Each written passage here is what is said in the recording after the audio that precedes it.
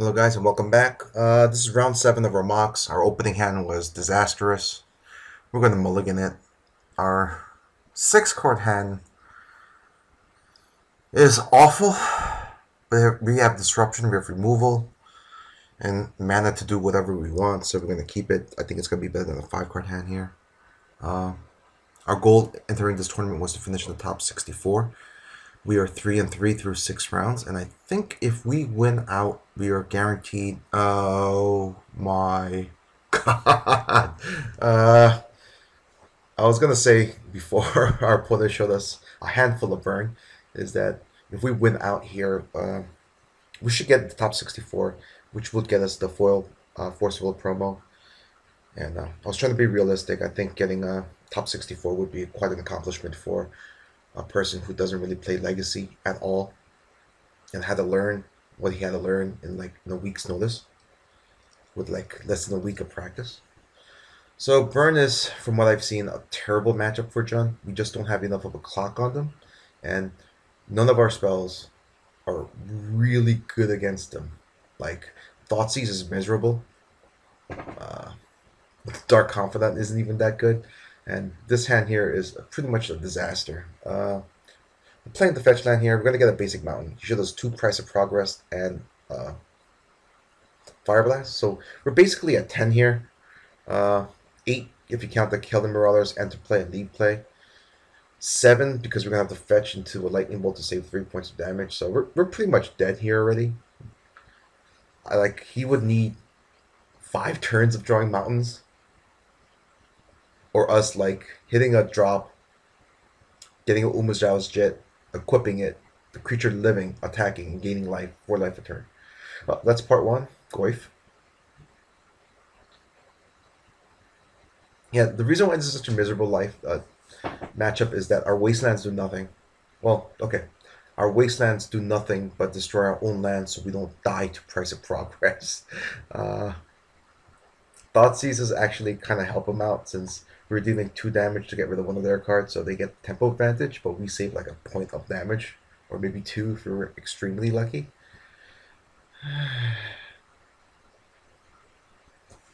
Dark Confidence eventually kills us, because unless we keep on hitting lands on top of it, hitting even a 2-drop is devastating.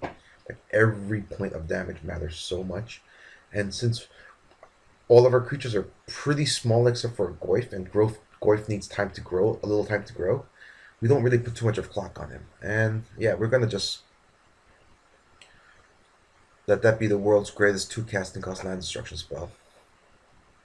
We can't afford to take any damage. And we're down to 8, which is really 4 since he has a Fire Blast. Alright, let's get in the beats. I'm afraid even to play the fetch land here, because if we crack the fetch land and go down to 7, we're dead to any 3 casting cost burn spell. But we need to play Liliana's and stuff. I can't imagine us winning without playing any black spells. Okay, so basically the Wooded Foothill is dead. It's a dead card. Wonderful. Alright. 3 more turns of nothing but lands, please. And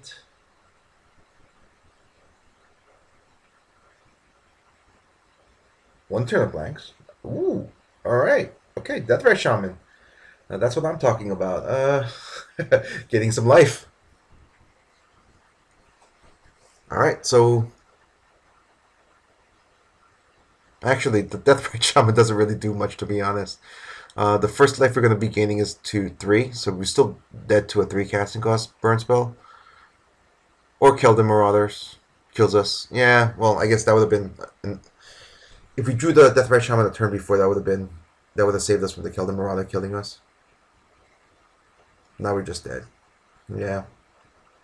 It's virtually impossible for us to win game 1s against the burn deck. Especially since our opening hand of 6 was so terrible, and even worse against burn.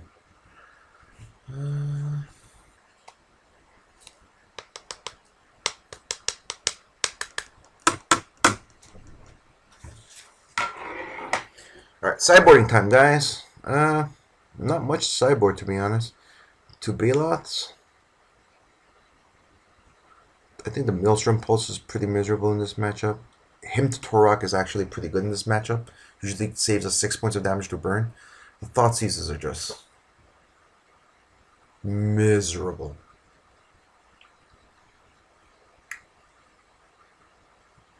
Yeah, I think we're keeping the Pulse. It's not even great, but it is what it is. This hand's miserable. This hand's even worse. Okay. Sure. I guess if we Deathrite Shaman, hit 2 lands in a row, Obstinate Bailoff, while we Abrupt Decay a Goblin Guide, we're okay. We're going to lead off with the Thoughtseize here. We're not going to be playing anything fast. And we really need Deathrite Shaman to live. Luckily for us, our opponent has a hand of 2 Relic of Progenitus, a Bolt, and 2 Goblin Guides. I say luckily. We're going to be going down to 15. I say luckily because the Goblin Guides could hopefully nullify our mulligan by revealing lands on the top of our library. The only card that could kill Deathrite Shaman is the Fire Blast, and he could fire it off turn 2, but he has to get rid of all of his mountains to do that. The 2 Relic of Progenitus really don't do much. Liliana. How I don't want you to be there. Okay, let's hit some lands here. And so I think there's a good chance that Deathrite could live, although we're going to be going down to 11 here with our attacks. We could hopefully hit back-to-back lands here, and the worst.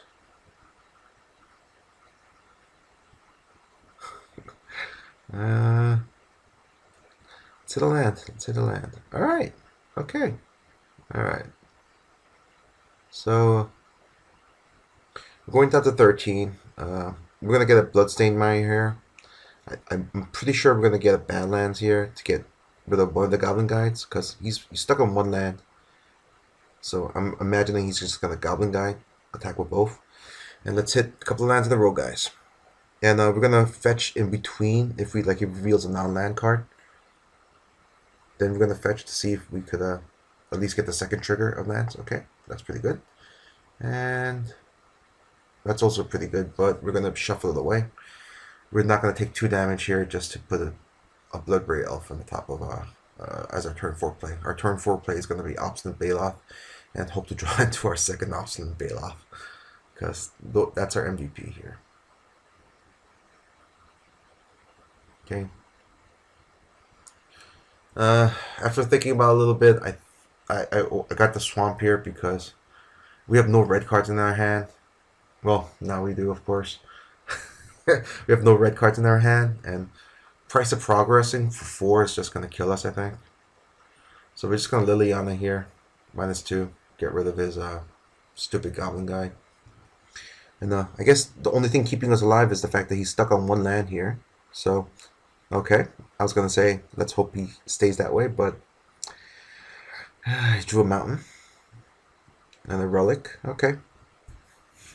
If his first play after getting his second land is a Relic of Progenitus, I'm going to count myself very fortunate here. Actually, we might be in this game. The Bailoff is going to come down here, put a 5-turn clock on him. Bob. And we're going to go up to 14 here.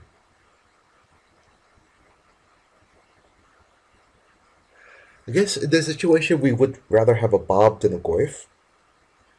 Alright?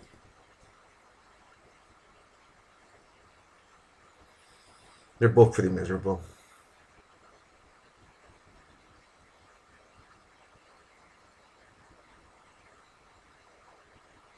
Alright, gets rid of his second relic.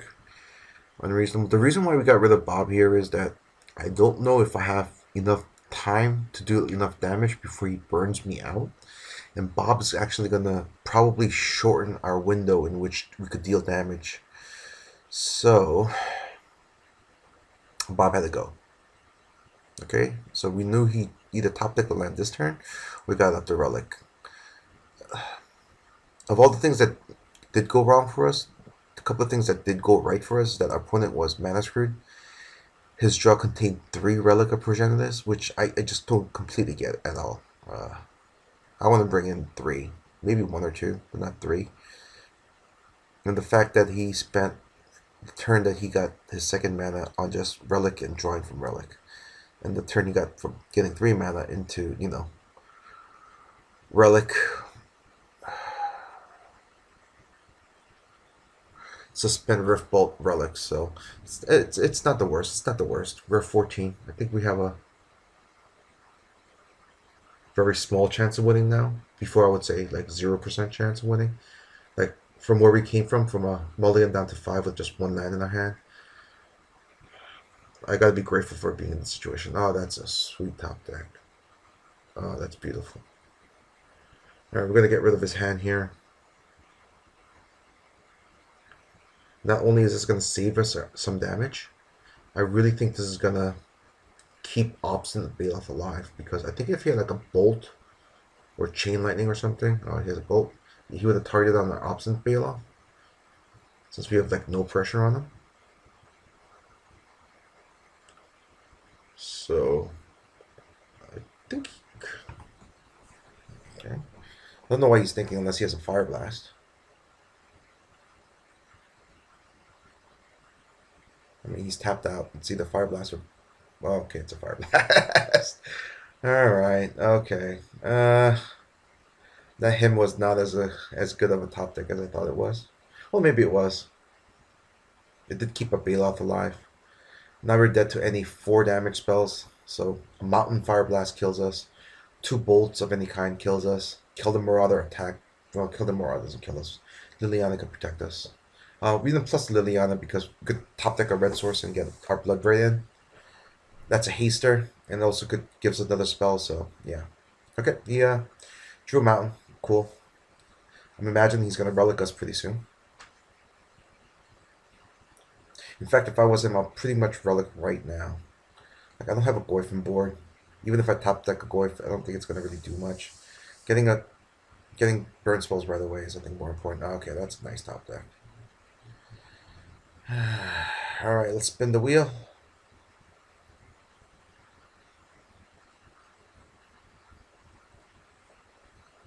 Form of a Death Rush Shaman. Alright, that's a great top deck. I think this means that he's definitely going to be relicking right now, exiling all of our graveyards. He's going to be taking 7 here, going down to 9, so he has on a 2-turn clock. Might as well Liliana here, in case he draws, like, I don't know, kill the Marauders. We could kill it and have Liliana again, I guess.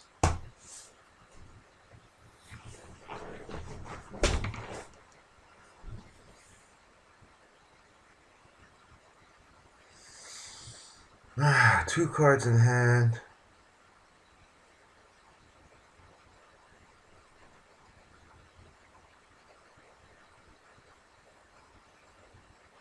Rift Bolt. So we're at 1 Rift Bolt. So, alright. Instant or sorcery, we win. Haster, we win.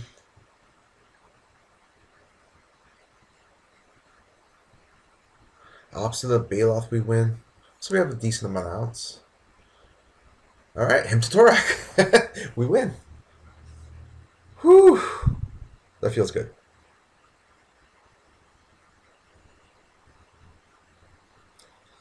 Let's not misclick here.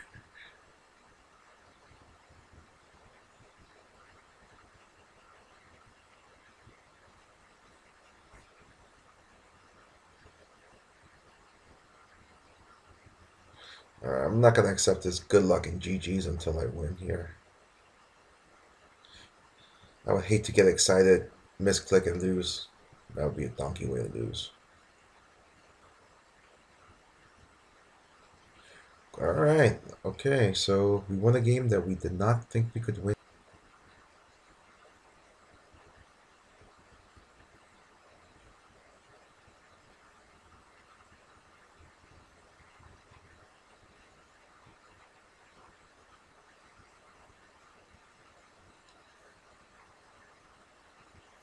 Alright. Okay, we made a one last minute change. We took out a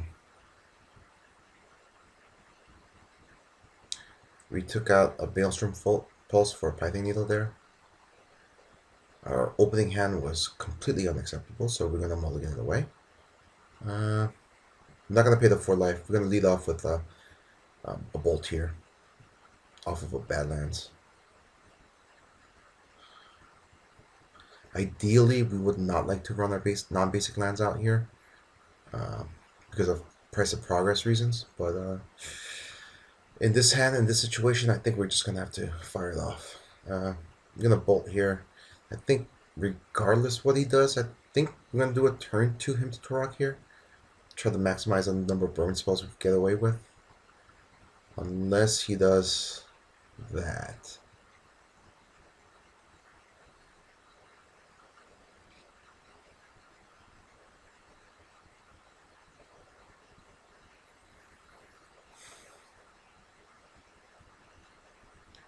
Our Tarmogoyf is a 2/3 now. If we crack our Verdant Catacomb, we have to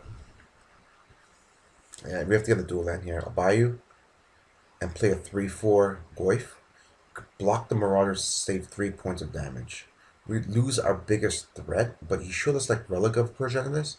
At least 3 copies turn 2. In game 2, excuse me, not turn 2. So I think I'm willing to make the trade here. Like, if he wants to Bolt after our block to kill the Marauders and save 6 points of damage, I'm going to be all about that. And that's the reason why we brought in the Python Needle, by the way.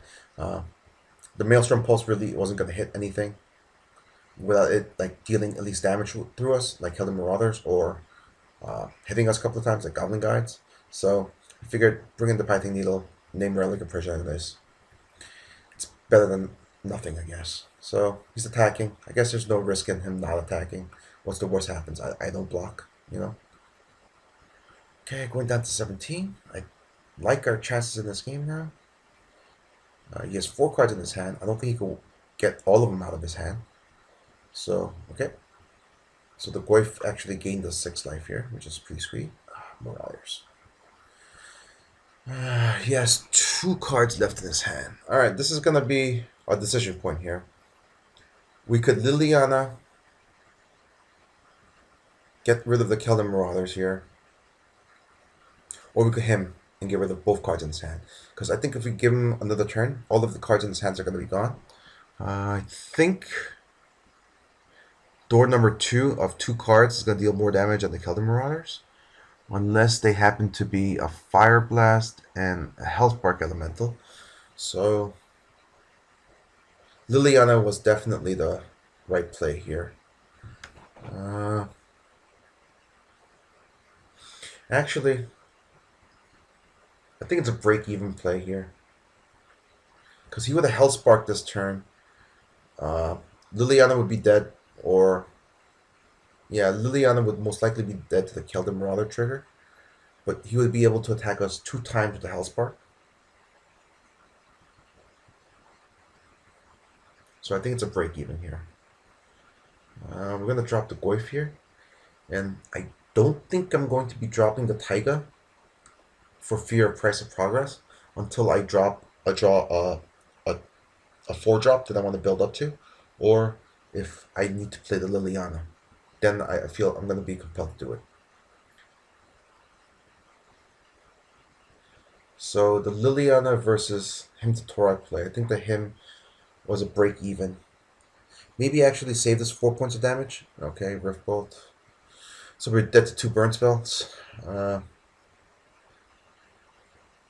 Because if he drew another land turn 4, then he would be more likely to Hellspark attack us. If we him, he's probably going to sacrifice the 2 mountains for the Hellspark. So that, for the Fire Blast, excuse me. So we beat that too. So the him was the correct play in hindsight and in regular play. The fetch land, we're just going to get a basic land here. Again, price of progress reasons. Although we're pretty close to the point where we can't play around price of progress. In fact, I think we are at that point. I don't think I could play a Confidant here.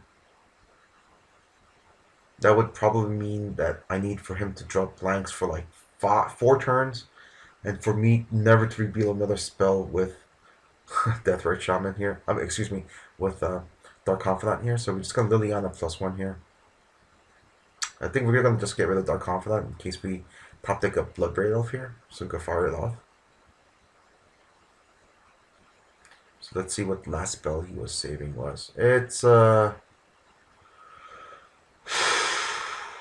Fire Blast. So we would have been dead if we didn't hit him to Torok that turn. So yeah. Okay, this is just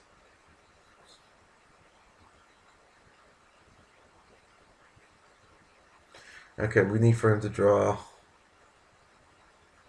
blanks for 4 turns in a row.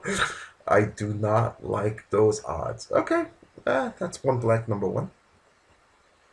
I think if we draw a blank here or 2 drop, we're just going to be... Okay, alright, so this is another decision point here. Do we Bloodbraid Elf or Sylvan Library? Sylvan Library will help us dig into the Jite and the Obstinate Spell-offs to gain us some life.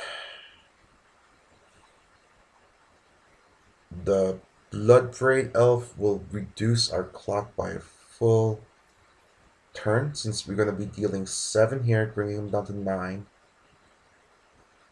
Another 7, bringing him down to 2, so if we top deck a bolt, we kill him. I think the play here is the Bloodbraid.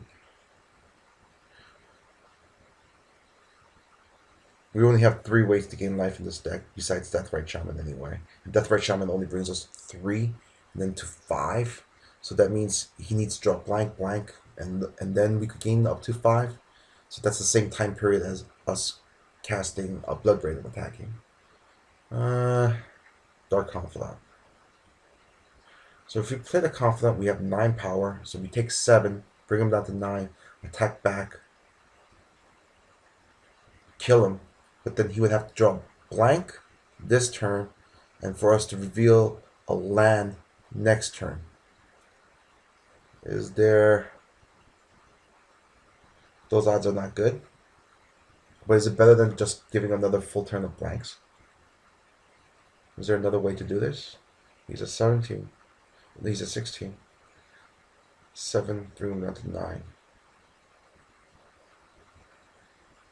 Is there another way to do this?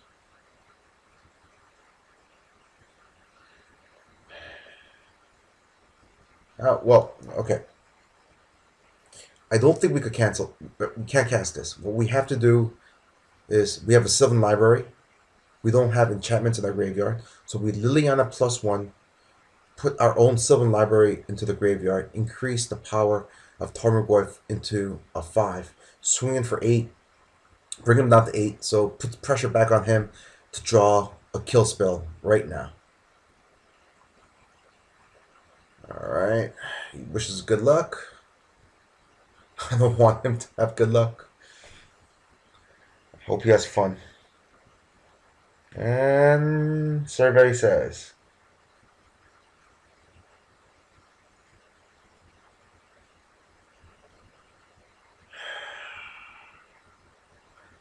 live or die, buddy. Live or die. GG. What does that mean? Did you win? You want me to type in GG and think I won, and then like you bolt my face and I look like a dick? Is that what you're trying to do? What does the GG mean? Concede. Oh yes, got there. All right, for 3, last round.